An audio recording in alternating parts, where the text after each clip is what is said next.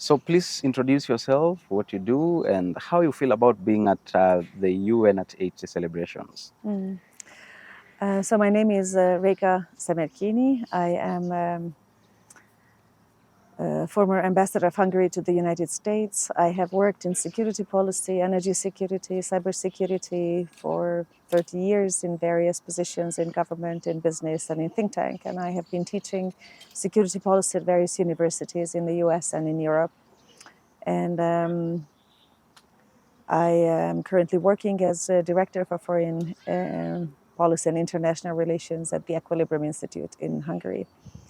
I was invited to come to this conference on the 80th anniversary of the United Nations quite some time ago. But when I first heard of it, I thought this is such an important moment in the history of the United Nations, as well as in our global history of global cooperation, that it's really a very good opportunity for all of us to come. So I came with great pleasure. It's also my first time to be in Kenya, also in Africa, and I'm very happy to see this amazing gathering of young people from so many countries of this wonderful continent, coming from so many different backgrounds, but all having this desire to understand better ways how to cooperate, how to better our countries or their countries, and how to work together. So I thought this is a great opportunity to discuss it together. Perfect. Looking back at the 80 years of UN, what do you think has been the most transformative moment for the UN? Well, I think the formation of the United Nations in the first place was marking a new moment in the history of humankind, because this is the first organization that really aimed at and managed to accomplish membership of all the nations across and countries across the globe. Of course, it was born out of a very painful experience of humanity, World War I, World War II, the failures of establishing cooperation, and the failures of avoiding such a huge and horrendous war. So there was a desire at the moment to create a global organization that is really united and universal, encompassing all the countries, but also embodying that desire of humanity to establish an organization where they can first discuss tensions before they develop into conflict. And I thought that this in itself marks a new, an important new era in history. Of course, after this period, we entered immediately the Cold War, a bipolar tension. We continued to have the nuclear war as a threat above us. So it was a very difficult period for humanity. But it continued to, but the United Nations, with all these successes and failures, continued to embody or at least give a sign of this potential for humanity to gather together around one symbolic table and be able to discuss common and individual problems as well. Now, of course, the situation is very different from the way it was after World War II. And there's a number of experiences that we gained for the better and for the worse as well. So I think it's a good moment and an important moment to think about these experiences, try to analyze them and learn from them. Now, there was mention of international architecture from bottom up, especially among the youth. How can young people actively contribute to shaping this architecture? I think all the activities of the United Nations that have been that can be put into the brackets of successes, or most of those activities are in one way or another linked to involving youth or reaching out to youth or focusing on youth issues and children's and youth problems. And I think there is a special importance that policymakers give to the younger generation, which I believe it may not be understood and may not be clear for for all, but that's definitely a very important element for political decision making, to understand what the young generation is interested in, what their priorities are, what their concerns are, what their suggestions are.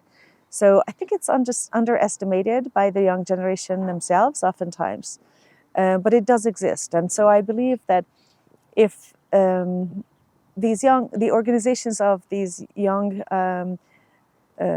people from around these countries that are just here at this conference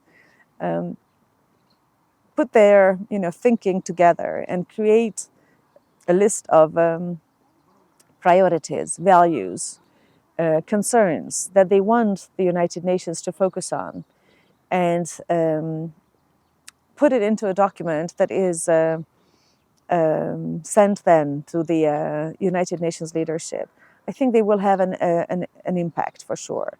I think there's a lot of concern among the decision makers today of how to go forward. And I believe a lot of these decision makers are open and interested in the opinions and suggestions of the youth. So I think the opportunity is much more there than what it seems from the outside. Now, there's some kind of rift between different countries across the world. And during the last panel discussion that we just had, there was the idea of solidarity among nations based on dialogue, and it was so much emphasized on. How can countries strengthen this principle when trust is low? So it's exactly these moments when trust is low, that those who believe in their values, that humanity will have to continue to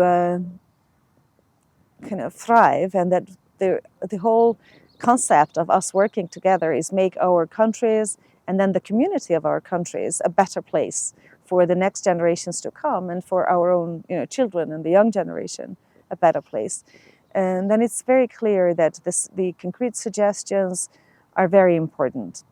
When there is a time of kind of cooperation, peace, that we believed was going to come in the 1990s, for instance, people often get complacent.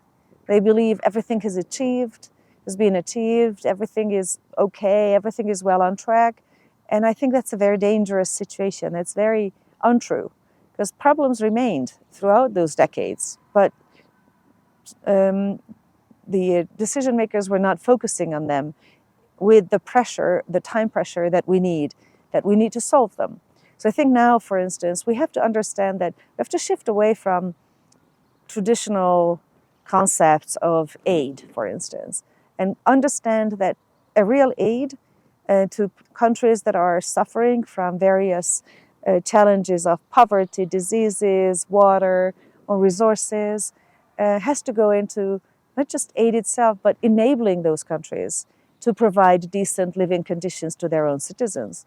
So it's not aid. Aid makes everyone just reliant on external presence. What we need to do is go and get there and go and make these cooperations very tangible, to create those decent living conditions that every human being is entitled to. This has to be having for their own personality, for their own families, for their own countries.